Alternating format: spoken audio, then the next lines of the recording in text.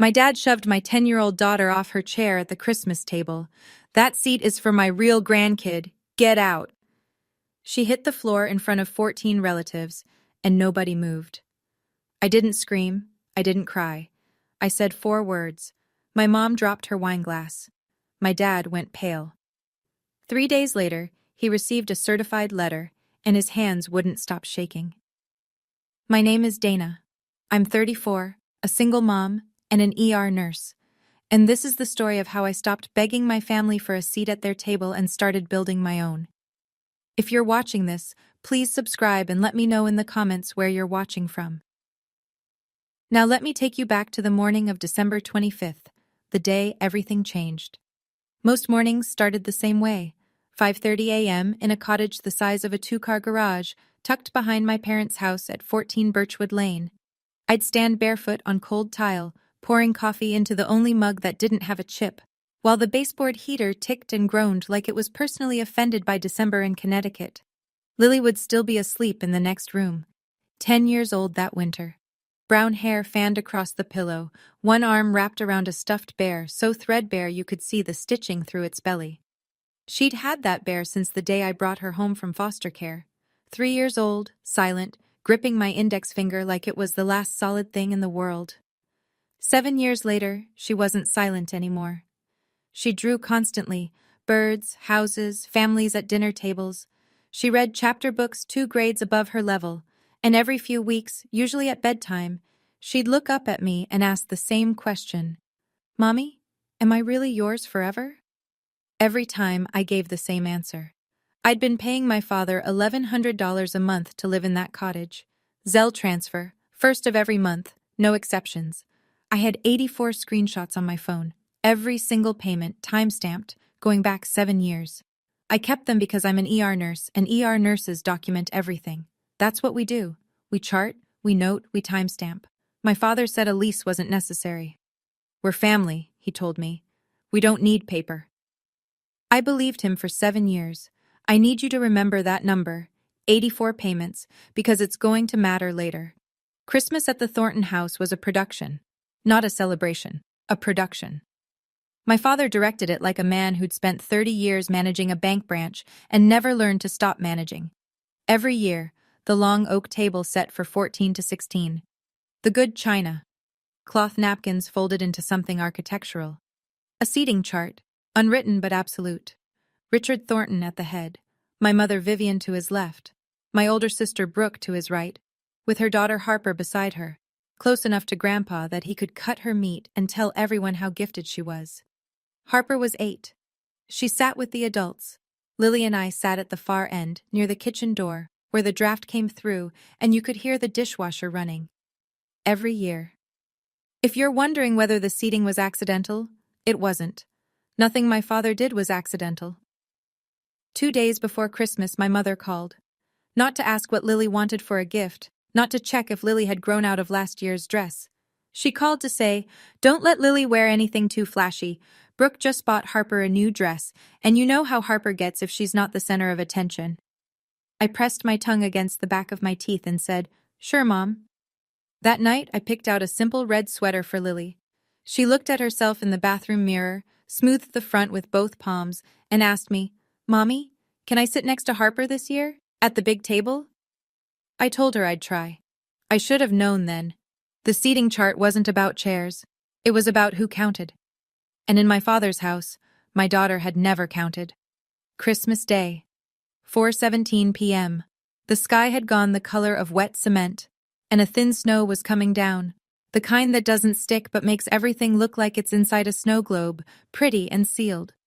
Lily carried a rolled-up piece of paper in both hands, held out in front of her like a candle at a church procession. She'd been working on it for 2 weeks, a painting on thick watercolor stock titled, "Our Family Christmas."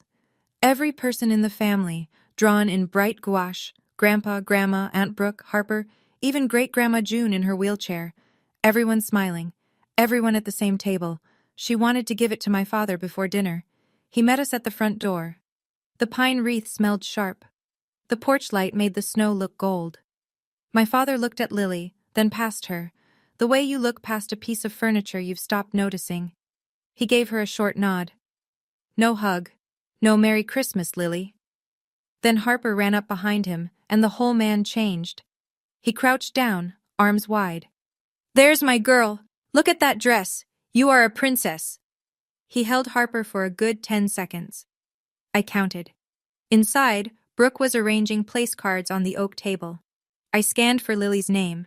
It wasn't there. The main table had 14 settings. At the back wall, near the kitchen door, someone had unfolded a metal card table, the kind you use for poker, and set it with a single plate, a single fork, a paper napkin. One chair. Harper was 8 and sat with the adults.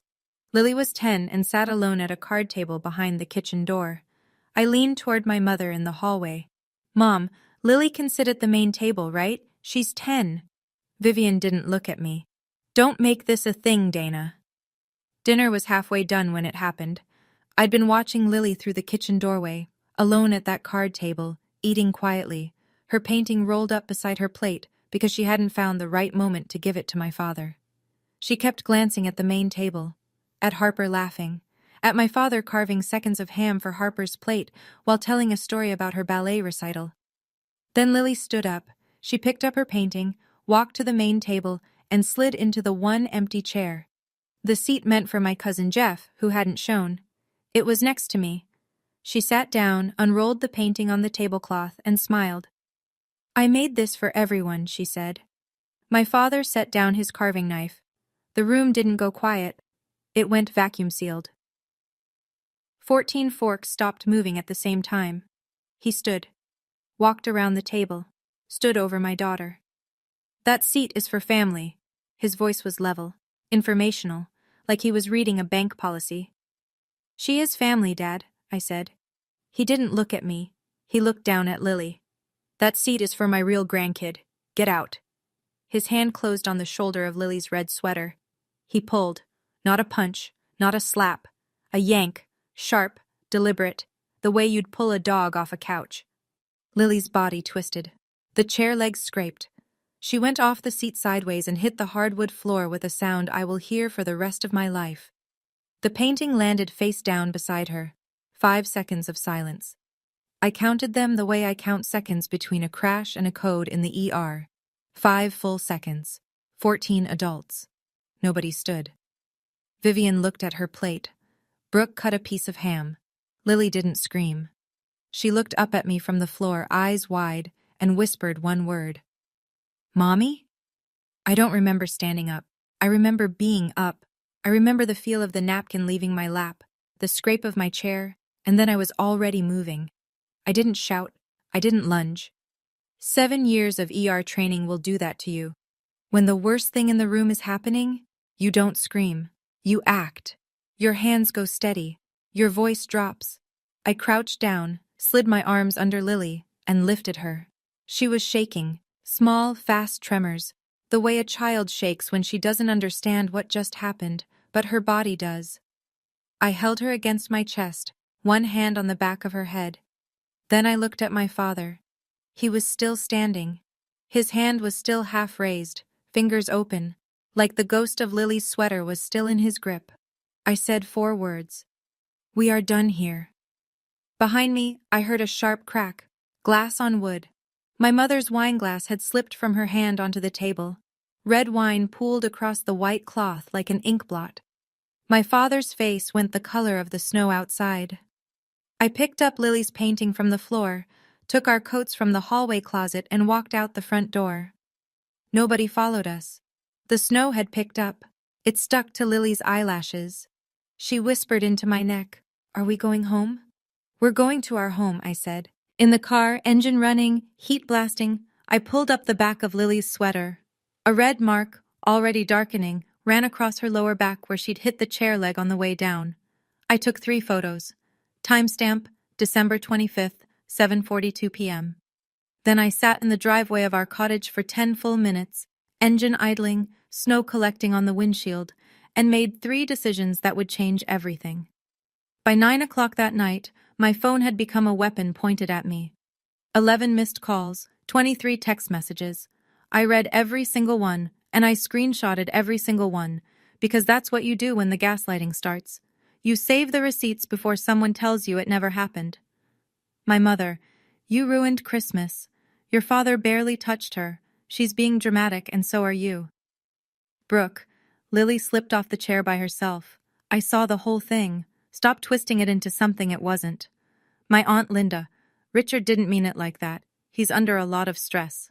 Come back tomorrow and apologize. Be the bigger person. 23 messages. Not one of them asked if Lily was okay. I set the phone face down on the kitchen counter and ran Lily a bath. I sat on the closed toilet lid and read her 2 chapters of her book while the bathroom filled with steam and the smell of the lavender soap she liked. She was quiet. Not the scared quiet from the floor. A thinking quiet. At bedtime, she looked up at me from her pillow and said, "Is Grandpa mad because I'm not really his?" I brushed the hair off her forehead. "You are really mine. That's what matters." She fell asleep holding the threadbare bear with both arms. I went to the kitchen table, opened my laptop, and created a Google Doc. Title: Incident Log, Thornton Family. I sat there until 1 in the morning, typing every incident I could remember from the last 7 years. Dates, quotes, who was present, things said to Lily, things said about Lily when she was in the next room. 7 years of notes, organized by year. I didn't reply to a single message that night. I had screenshots. That was enough. December 26th, 8:14 a.m. Lily was still asleep when the knocking started. Not a polite knock. The flat of a palm against the cottage door, hard enough to rattle the chain lock. I knew who it was before I looked through the peephole. My father stood on the step in his good overcoat, breath clouding in the cold. No casserole dish, no apology face. I opened the door 6 inches and kept my body between him and the hallway to Lily's room. He didn't say good morning. "You embarrassed me in front of my family." His voice was the same one he used to use on tellers who miscounted. Controlled, clipped, but with a current running underneath. "That girl needs to learn her place, and so do you." "Her name is Lily," I said. "She's your granddaughter, and you pushed a child." "I barely touched her." He leaned forward. "She's not even blood, Dana. She doesn't—" "This conversation is over. Do not come to this door again until you're ready to apologize to Lily." I closed the door. Deadbolt. Chain. He knocked again. Louder. Then his voice came through the wood, the way sound comes through hospital walls at 3 a.m. Muffled, but unmistakable. "This is my property. I can come whenever I want to my own property." I pulled out my phone, opened voice memos, and held it 6 inches from the door. He kept going for 47 seconds. 47 seconds of my property, my house, not even blood, and ungrateful. I stood there, phone steady, counting Mississippis the way I count compressions during a code. Timestamp: December 26, 10:14 a.m. He called it his property. I had it recorded. And somewhere in the back of my mind, a question I'd never thought to ask started forming. Whose property was it, really? I need you to understand. Christmas wasn't the first time. It was just the time he used his hands. The cruelty had always been there. It was just quieter. The kind you can talk yourself out of noticing if you try hard enough. Lily's 5th birthday. My father forgot. Not forgot the way busy people forget. Forgot the way you forget something that was never on your calendar. Harper's 5th birthday, 6 months later. He rented a bounce castle and a snow cone machine and posted 11 photos on Facebook captioned, "My little princess turns 5. Brooke received $3,000 a year from our grandmother's education trust, money Grandma June set up for all great-grandchildren. I assumed Lily was included. I never checked. That would matter later. When I adopted Lily, I was 27, single, fresh out of nursing school with $40,000 in student debt and a 1-bedroom apartment that smelled like the restaurant below it. My family's reaction was not what the brochures prepare you for. My father: "At least marry someone first. Brooke, you're going to ruin your life." My mother, quieter but worse: "What if she has problems?" She meant Lily. The year Lily turned 6, my mother said, in front of Lily, at Thanksgiving, between the cranberry sauce and the green beans, "Well, she doesn't look like us, does she?" I said nothing. I cut my turkey and said nothing, because I was living in my father's cottage, paying my father's rent, and I was terrified that if I made noise, Lily would lose the only extended family she had. 7 years. 84 rent payments. I thought I was buying Lily a place in this family, but you can't buy a seat at a table where you were never welcome. You're just paying for the privilege of being tolerated. And I was so busy paying, I forgot to check who actually owned the house. December 27th. I called Grandma June. She lived at Maplewood Assisted Living, 40 minutes east, in a single room with a quilt on the bed and 3 decades of school photos on the wall. 82 years old. Arthritic hands, sharp mind, and the kind of quiet authority that comes from teaching third graders for 30 years. She never needed to raise her voice because every child in the room already knew she meant business. I told her what happened. All of it. The card table, the chair, the floor, the sound. She went silent. Not the silence of confusion. The silence of a woman counting to 10 before she speaks so the words come out precise. He pushed Lily onto the floor? Yes, ma'am. Another silence. 10 seconds. I counted. Then, Dana, I need to ask you something. Are you and Lily still living in the cottage behind the house? Yes. And who told you that house belongs to your father? My stomach dropped. Everyone says it's his. He inherited it. Didn't he? The sound Grandma June made was not a laugh. It was the ghost of one. I never transferred the deed, sweetheart. That house is still mine. Every brick, every shingle, every inch of that cottage your father charges you rent for.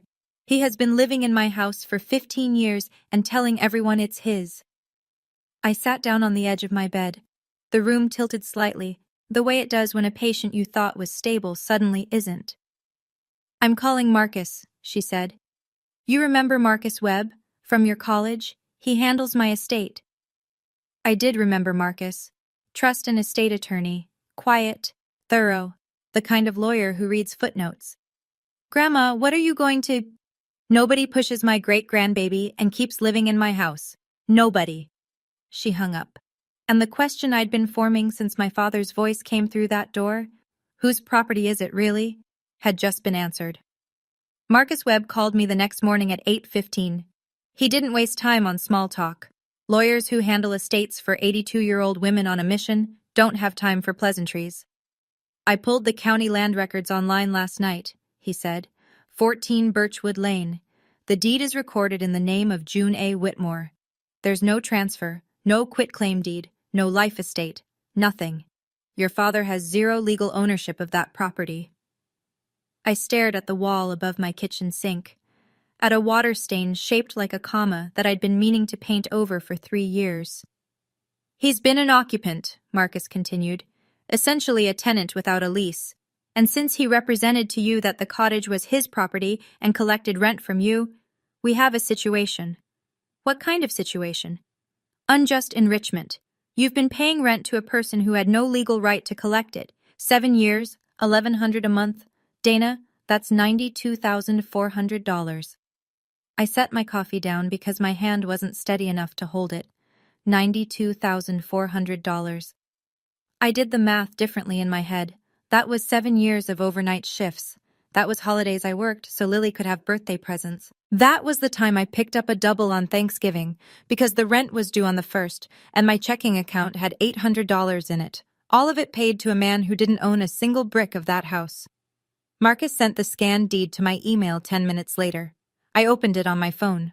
There it was, recorded at the county clerk's office in neat black type. June A. Whitmore, clear, permanent, undeniable. I saved it in 3 places. I was an ER nurse. I documented everything. And I was just getting started. The deed was the first crack. The trust was the canyon. Marcus called again that afternoon. He'd requested the account records from the bank that held Grandma June's education trust, a revocable trust she'd created in 2016, funded with $120,000, designated for the educational benefit of all great-grandchildren of June A. Whitmore. She'd named my father as trustee because he was, in her words, good with money. I could hear Marcus turning pages. The original balance was $120,000, he said. The current balance is $11,340. I pulled the phone away from my ear and looked at it, the way you look at a machine that's just given you a reading you don't trust. Where did the rest go? 14 withdrawals between 2019 and 2024. Every single one is coded as educational expenses, Harper Thornton Hayes. He paused. Dana, Harper attends public school. There's no tuition. $108,660, withdrawn in Brooke's daughter's name, for an education that was free. I thought about Brooke's kitchen renovation 2 years ago, the Cancun trip. The designer bags that showed up in her Instagram stories with captions like, "Treat yourself, and because I deserve it." And Lily? I asked. There's not a single withdrawal in Lily's name. Another pause, longer this time. In fact, Lily isn't listed as a beneficiary at all. The trust says all great-grandchildren, but your father, as trustee, never added her. He had the administrative duty to include her. He chose not to. $108,660 gone. And my daughter's name was nowhere in the document, not because she wasn't eligible, because my father made sure she wasn't. I closed my eyes, breathed, and for the first time since Christmas, I felt something colder than anger. Marcus set up a 3-way call that evening, me, him, and Grandma June. I sat at the kitchen table with the laptop open and Lily's door closed, the sound of her audiobook playing softly down the hall, some chapter book about a girl who befriends a dragon. The kind of story where things turn out right. Marcus walked Grandma June through everything. The deed, the rent, the trust, the 14 withdrawals, the missing beneficiary. He spoke the way he always did, level, precise, like he was reading a lab report. When he finished, Grandma June went quiet.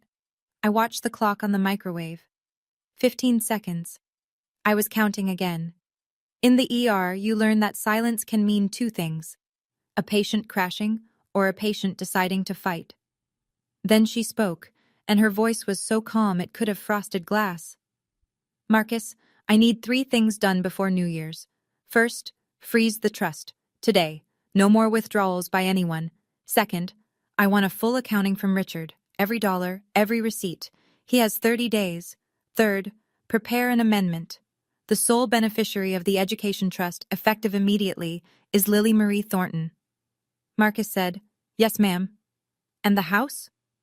They've been living in my house for 15 years without paying me a cent and charging my granddaughter rent. Her voice didn't shake. It sharpened. Give them a proper 30-day notice to vacate. Certified mail. I started to say something. Grandma, are you sure? Mom will... She cut me off. Your mother watched a grown man push a child onto the floor, Dana. And she picked up her fork, I'm sure. I heard the click of her hanging up, clean and final, the way she used to close her classroom door after the last student filed out. The trust was frozen. The clock was ticking. And I hadn't raised my voice once. December 29th, 4 a.m. Lily asleep, cottage quiet, kitchen table turned into a command center. I'm a triage nurse. When a trauma comes in, you don't panic, you organize. You assess what's bleeding, what's broken, what can wait, and what can't. Then you move, one task at a time, until the board is clear. I applied the same logic to my father. Folder 1, the manila one, physical copies, 3 printed photos of Lily's bruise with timestamps, a printed copy of the medical report from Dr. Patel, Lily's pediatrician, who documented contusion on lower back consistent with blunt impact against furniture edge during our visit on December 26th. Folder 2, digital, backed up to cloud, the Google Doc incident log, now 23 pages covering 7 years. 23 screenshots of text messages from Christmas night, each with timestamps and sender names. The 47-second voice memo of my father at the door. 84 Zelle payment confirmations totaling $92,400. The scanned county deed. The trust account statements showing 14 unauthorized withdrawals. 7 items. 7 years of silence, organized into evidence. I called Dr. Amara Singh's office when they opened at 9, a pediatric counselor in Glastonbury who specialized in children processing family disruption. First available appointment, January 2nd. Marcus emailed me 3 drafts by noon. The 30-day notice to vacate, a demand letter for full trust accounting, the trust amendment naming Lily as sole beneficiary, ready for Grandma June's notarized signature. I printed everything, stacked it, clipped it. Then I sat back in my chair and realized something I'd never felt before in that cottage. I wasn't asking anyone for permission. I wasn't tiptoeing around anyone's ego. I wasn't measuring my words against the cost of rent. For the first time in 7 years, I was just acting. It felt like breathing after being underwater. December 30th. The call I should have made 5 days earlier. The call I should have made years ago, if I'm being honest. But that's a different kind of reckoning. Marcus had walked me through it the night before. An adult used physical force on a 10-year-old child, causing her to fall and sustain visible bruising.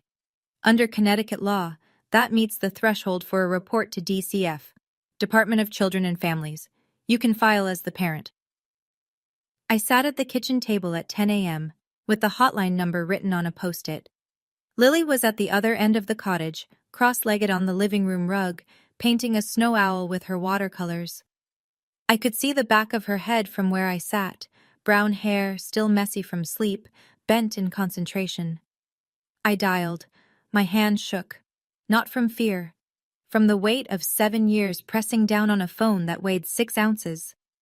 Reporting your own father to Child Protective Services is not something they prepare you for in nursing school.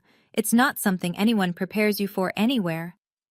The intake worker was patient. I gave dates, descriptions, the medical report reference number from Dr. Patel. I described the bruise, the chair, the 14 witnesses who did nothing. I submitted a written follow-up statement by email that afternoon with the photos attached. Case opened, confirmation number recorded, investigation timeline, 30 to 45 days. A caseworker would contact Richard Thornton for an interview. I set the phone down, looked across the room at Lily, who was holding her paintbrush up to the light, checking the color. She didn't know I'd just made that call. She didn't need to. That was my job. To make the calls she couldn't, so she could keep painting snow owls in the safety of a warm room. If you've ever held a phone in your hand, knowing you should have dialed years ago, you understand exactly what that moment cost. And I need to tell you, this story is far from over. What happened next is the part I still can't believe. If you're with me, hit subscribe and drop a comment. What would you have done that Christmas night? Let's keep going. New Year's Eve. While most of Connecticut was uncorking champagne and watching the ball get ready to drop, Marcus Webb was standing at the post office in downtown Hartford, holding a white envelope stamped with the words that were about to dismantle my father's entire self-image. Certified mail. Return receipt requested. Inside, a formal 30-day notice to vacate, addressed to Richard and Vivian Thornton, for the property at 14 Birchwood Lane. The language was clean, almost gentle in its precision. Property owned by June A. Whitmore. No lease agreement exists between the parties. Occupants are hereby notified to vacate the premises within 30 days of receipt. A process server delivered a duplicate copy in person that same afternoon. Belt and suspenders, Marcus said. You don't leave room for I never got it. A separate envelope went out the same day. A demand letter to Richard Thornton in his capacity as trustee of the Whitmore Education Trust, requiring a full accounting of all withdrawals within 30 days. The letter referenced breach of fiduciary duty in language that was polite the way a scalpel is polite. Technically civil, functionally devastating. At 3 o'clock, Marcus drove to Maplewood Assisted Living. Grandma June signed the trust amendment at the table in her room, witnessed by Marcus and notarized by a mobile notary. Sole beneficiary, effective immediately, Lily Marie Thornton. I spent New Year's Eve on the couch with Lily. We ate popcorn and watched the countdown on TV. She fell asleep with her head on my lap at 11:40, 20 minutes before midnight. I pulled a blanket over her and listened to the muffled sound of fireworks from somewhere down the street. Is next year going to be better, Mommy? She'd asked before dozing off. I stroked her hair. Next year is going to be ours. Somewhere across town, a certified letter was sitting in my father's mailbox, ticking like a clock. January 2nd. Marcus texted me at 10:09 a.m. Return receipt signed. 10:07 a.m. He has it. 13 minutes later, my phone rang. I didn't need to look at the screen. I could feel the vibration pattern the way you feel a storm system moving in. Heavy, electric, inevitable. My father's voice came through at a pitch I'd never heard from him before. Not the controlled bank manager tone, not the quiet threat from the cottage door. This was something cracked open, raw, and wild. Your grandmother is senile. This is my house. I have lived in that house for 15 years. It is mine. You turned a confused old woman against her own family, and I will sue every last one of you. I let him finish. Then, you'll need to discuss that with Marcus Webb. His number is on the letter. I hung up. 10:35. Vivian's turn. The crying was already in progress when I picked up. How could you do this to us? We're your parents. We took you in when you had nothing. We let you live in the cottage. You charged me rent for a house that wasn't yours. I have every Zelle receipt. I hung up. 11 o'clock. Brooke. I saw the name on the screen and let it go to voicemail. The message was 40 seconds of threats about lawyers, elder abuse, and how I was going to pay for this. I saved it, filed it, moved on. That afternoon, Marcus told me Richard had called Grandma June directly, screamed at her for 4 minutes. Grandma June waited for him to finish, then said, in the same voice she'd used to quiet a classroom of 8-year-olds, I'm 82, Richard, not stupid. You have 29 days. She hung up first. The calls didn't work, so they switched tactics. First week of January. Brooke sent a group text to every relative in the family, 23 people, including cousins I hadn't spoken to since Obama was in office. I know because my cousin Rachel forwarded it to me within the hour with a single comment. Thought you should see this. The text read, just wanted everyone to know what's happening. Dana is manipulating Grandma June, who, as many of you know, has been declining mentally. She is trying to steal the family home and turn Grandma against Mom and Dad. Grandma has signs of dementia and doesn't understand what she's signing. Please call her and talk some sense into her before this goes further. This is breaking Mom's heart. Every sentence. A lie pressed flat and smooth, the way you iron a crease into a shirt you want to look respectable. I screenshotted it, filed it. Then my Aunt Linda called. Linda, who texted me on Christmas night to say Richard didn't mean it, be the bigger person. Her voice was careful now. Testing. Dana, is it true you're trying to kick your parents out of their home? It's not their home, Aunt Linda. It's Grandma June's. Dad lied, and he pushed Lily. Richard would never. I have a recording. Silence. Then, what? I sent her the 47-second voice memo. The one with my property, and not even blood, and ungrateful. I didn't say anything else. I just sent it and waited. 3 minutes later, Linda texted back 2 words. Oh God. 2 of my cousins unfriended me on Facebook that week. My great-aunt Patty sent a message that said, you're tearing this family apart over a chair. I didn't respond. I didn't post. I didn't argue. Brooke had texted 23 people. I sent 1 recording to 1 person. Receipts don't need an audience. They need the right ears. January 2nd. The same day my father received the letter and started screaming. While he was calling lawyers and threatening lawsuits, I was in a waiting room in Glastonbury with magazines from 2022 and a fish tank that hummed like a meditation app. Lily was behind the closed door with Dr. Amara Singh. 45 minutes.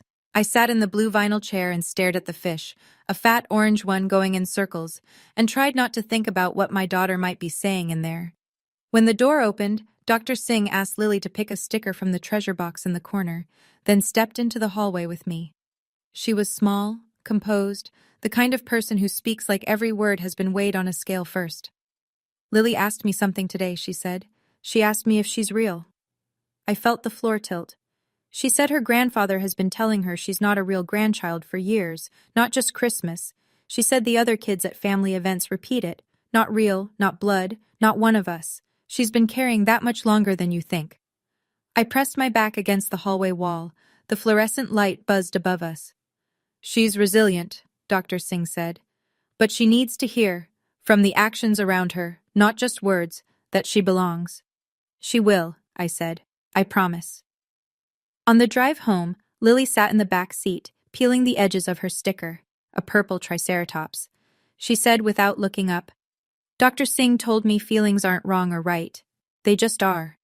That's true, baby. Then is it okay that I'm mad at Grandpa? It is absolutely okay. She nodded and went back to her sticker.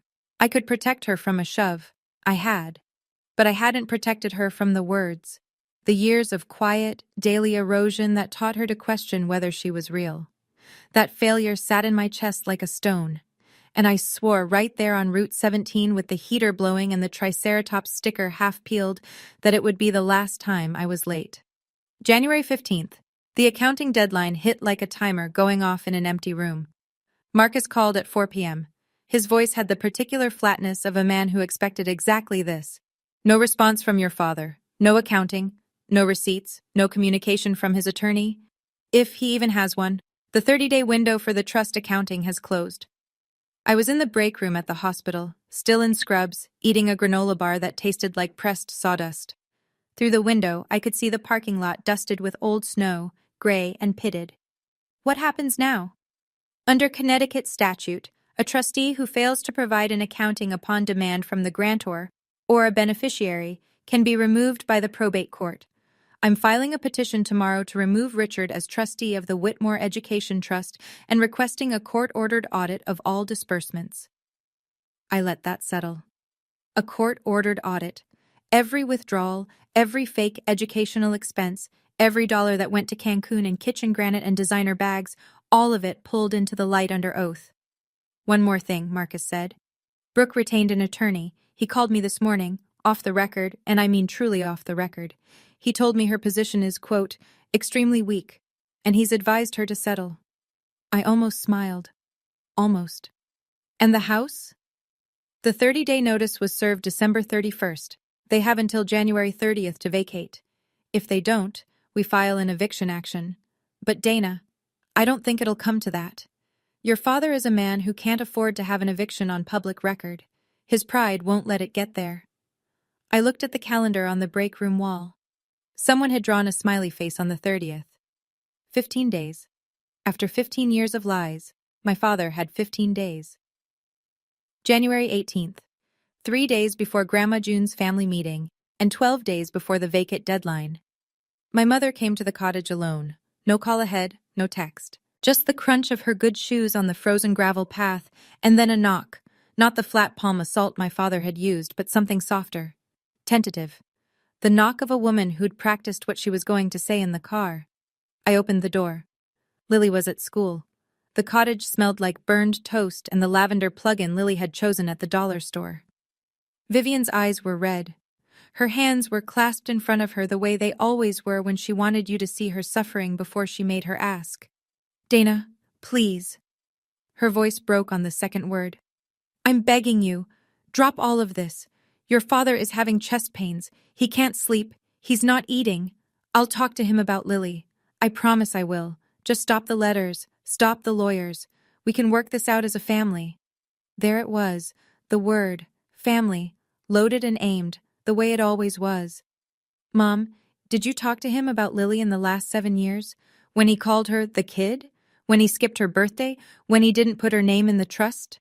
He's not a bad man, He pushed my daughter onto the floor. You watched. You picked up your fork.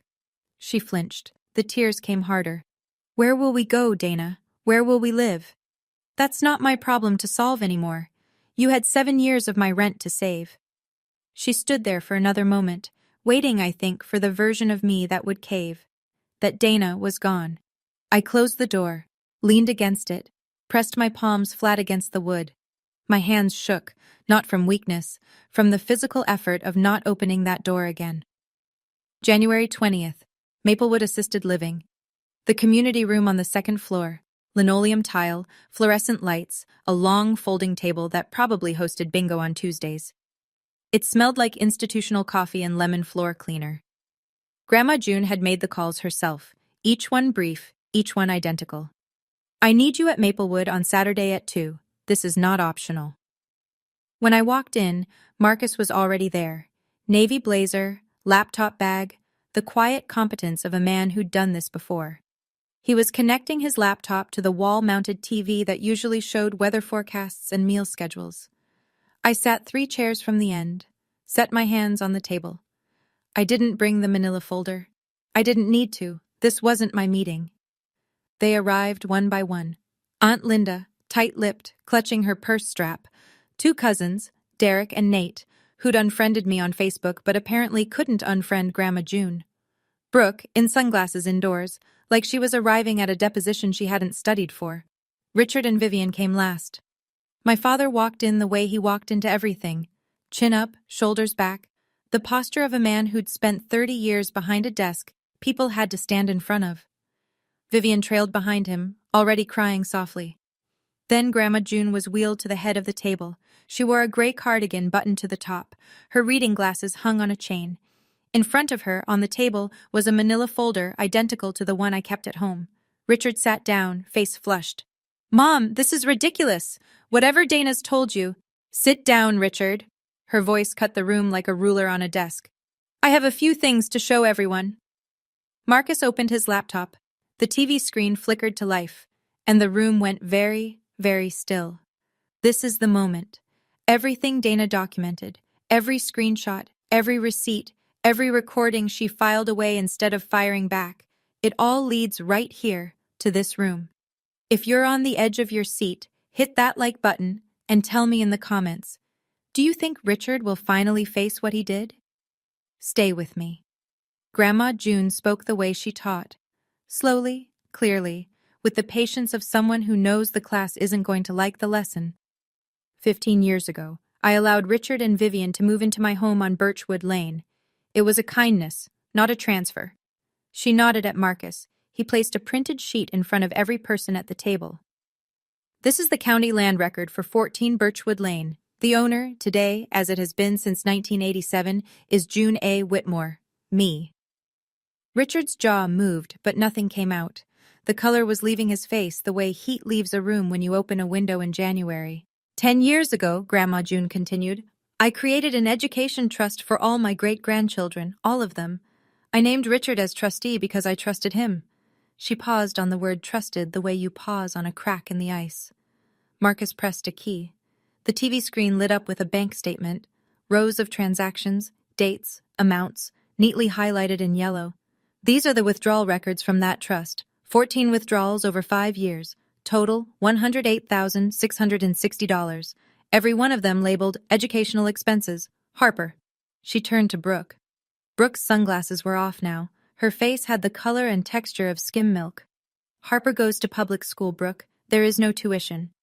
The room made a sound, not a gasp, more like the collective inhale of 6 people understanding something at the same time.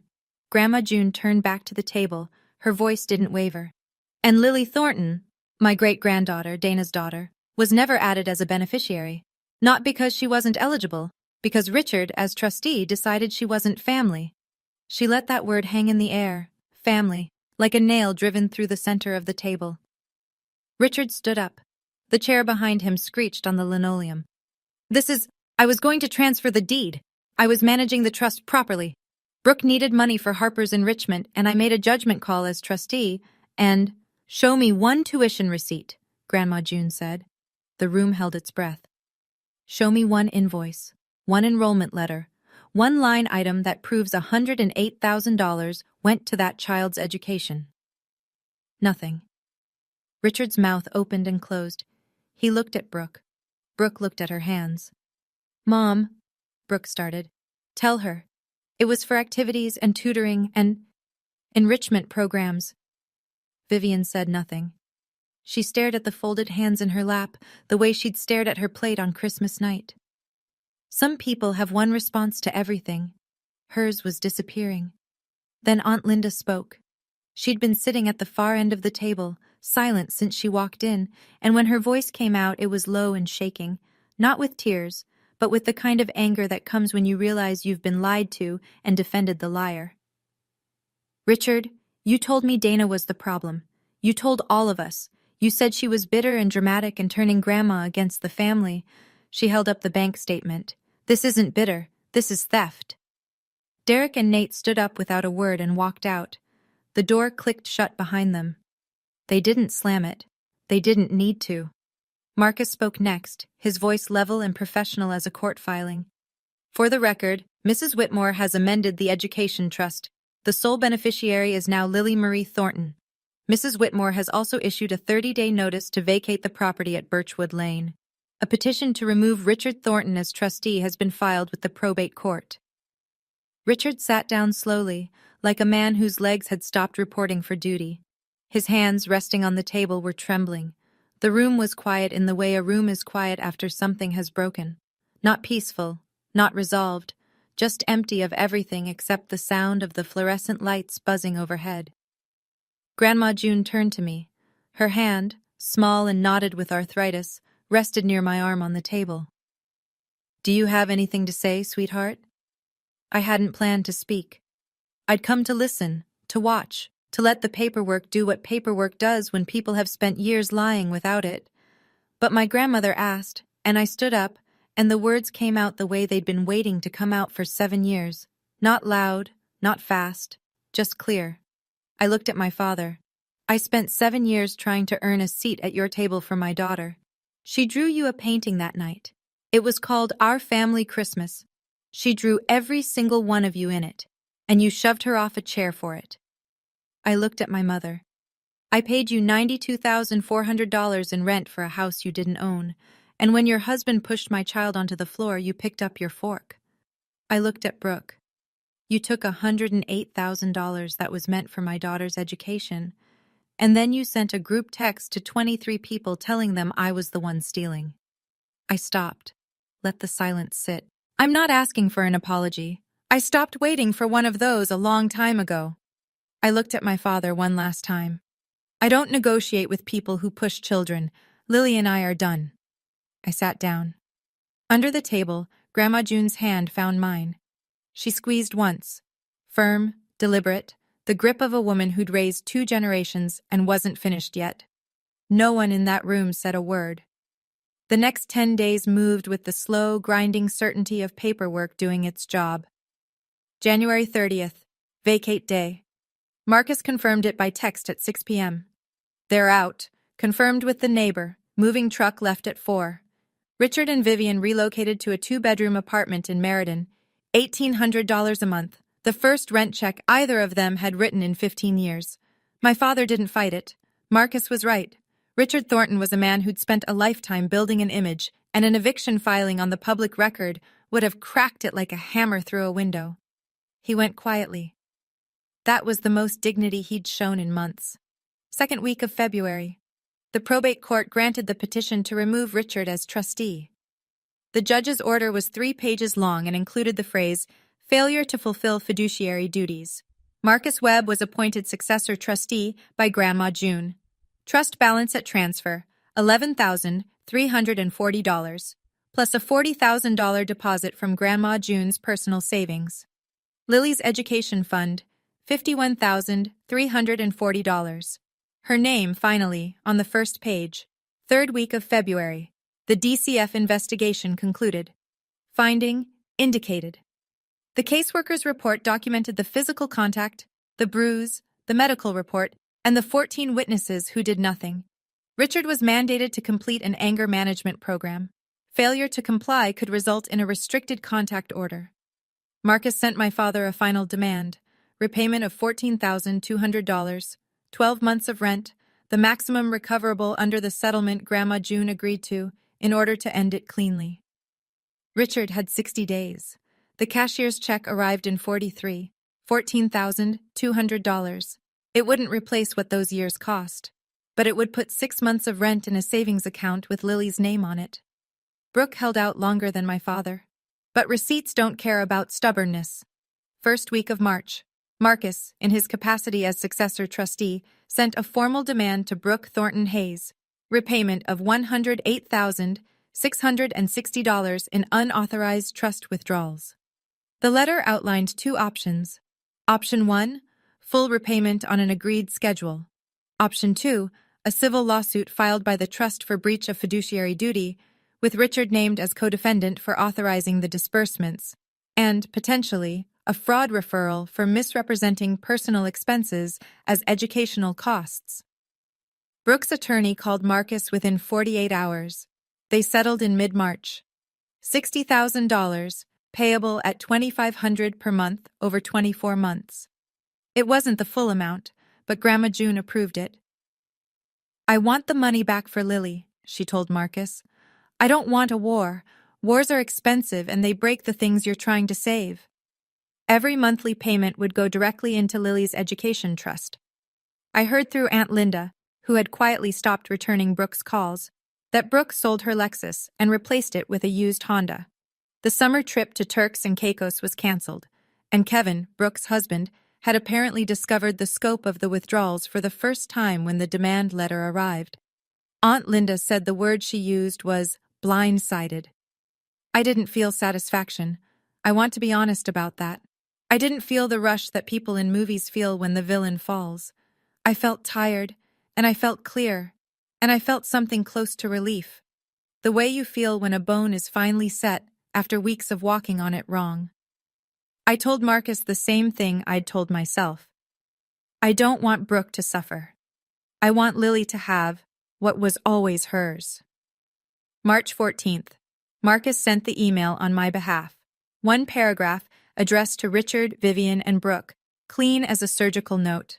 I am requesting that you have no direct contact with me or with my daughter, Lily, until further notice. Any necessary communication should be directed to my attorney, Marcus Webb, at the address and number below. I didn't explain why. I didn't list grievances. I didn't leave the door open with phrases like, maybe someday, or when we're all ready. I just drew the line and stood behind it. Richard responded by mail. Not through Marcus, not through email, but through a handwritten letter slipped into the cottage mailbox. I recognized the handwriting, the same sharp slant he used on birthday cards when he remembered to send them. 4 lines. You destroyed this family. I hope you're proud of yourself. Your mother cries every night. This isn't over. I read it once, folded it, placed it in the manila folder, did not respond. In April, Vivian sent Lily a birthday card, pink envelope. Inside, 3 words in her looping cursive. Love, Grandma V. No mention of Christmas. No mention of the floor. No mention of anything that would require acknowledging what had happened. I held the card for a long time, sitting on the edge of my bed after Lily had gone to sleep. Part of me wanted to give it to her. The part of me that had spent 7 years believing any connection was better than none. I put it in a drawer instead. Not forever. Just not yet. No contact wasn't punishment. I want to be clear about that. It was the first boundary I'd ever drawn that I actually kept. It wasn't a wall built from anger. It was a door, closed gently, with a lock I chose not to hand the key to. Like the oxygen mask on an airplane. You put yours on first, so you can breathe long enough to help the person beside you. May, Connecticut, in May, smells like mud and cut grass, and the particular sweetness of apple blossoms opening along the fences on Birchwood Lane. We moved into the main house on the first Saturday of the month. Grandma June insisted. It's your home now, she said when I tried to argue. It always should have been. Marcus was handling the deed transfer, a gift deed from June Whitmore to Dana Thornton, clean and legal and real. After 15 years of my father calling it his, the house would belong to someone who'd never once claimed to own something she didn't. Lily chose the upstairs bedroom with the window overlooking the backyard. She stood in the doorway for a full minute, just looking. It was 3 times the size of her room in the cottage. Light poured through the glass and hit the hardwood floor in wide yellow stripes. This is mine, she said. This is yours. She hung one thing on the wall that first day, the painting. Our family Christmas. The watercolor from that night, edges soft from where it had hit the floor, one corner slightly creased from being carried to the car in the cold. She smoothed it flat and pressed a piece of tape on each corner. She still saw Dr. Singh every 2 weeks. One afternoon in late May, she came out of her session and said to me in the parking lot, with the sun on her face and her backpack hanging off one shoulder, Dr. Singh says I don't have to earn belonging. I just belong. I cried, right there next to the car, in broad daylight, for the first time since Christmas. Grandma June visited every Sunday. They baked, they painted, they read together on the porch while the bees worked the garden. June called her my girl. Lily called her Great-Grandma June.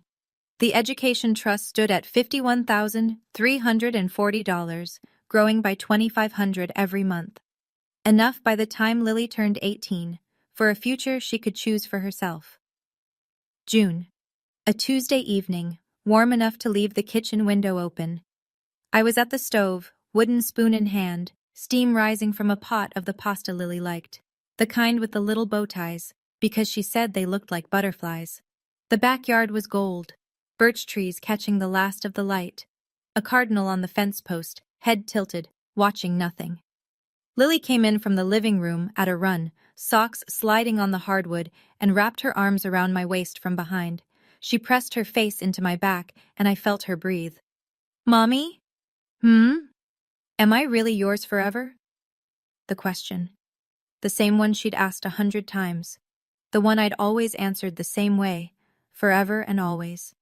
Quick, automatic, a reflex like catching a ball. But this time I turned the burner down. I set the spoon on the counter. I crouched until we were eye to eye, her hands in mine, and I gave her a different answer. "You are mine, and I am yours, and this house is ours, and nobody gets to tell you different." She smiled. Not the careful smile she used at my father's table, the one that asked permission. A real smile, wide and unguarded, the kind that starts in the eyes and doesn't stop. I hadn't seen that smile since before Christmas. Later, after she was asleep, I walked past her bedroom. The door was cracked open. The hallway light fell across the wall where the painting hung. Our family Christmas. But it was different now. She'd added to it. New figures in bright gouache beside the original Dana and Lily. A small woman in a wheelchair, Grandma June. A lady with dark hair, Dr. Singh. A man in a blue blazer, Marcus. The people who showed up. The people who stayed. The people who never once asked her to prove she was real. No Richard. No Vivian. No Brooke. Smaller family. Truer one. I leaned against the doorframe and listened to my daughter breathing in a room that was hers, in a house that was ours, in a life we'd built not from silence, but from the moment I finally broke it. Family isn't the people who gave you a chair at their table. It's the people who'd never take yours away. That's my story, mine and Lily's. If you've ever had to choose between keeping the peace and keeping your child safe, I hope this gave you permission to choose your child, every single time. If this story stayed with you, hit subscribe, leave a heart below, and check the description for the next one. Because every kid deserves someone who says, "We are done here," and means it. Thank you for staying until the end.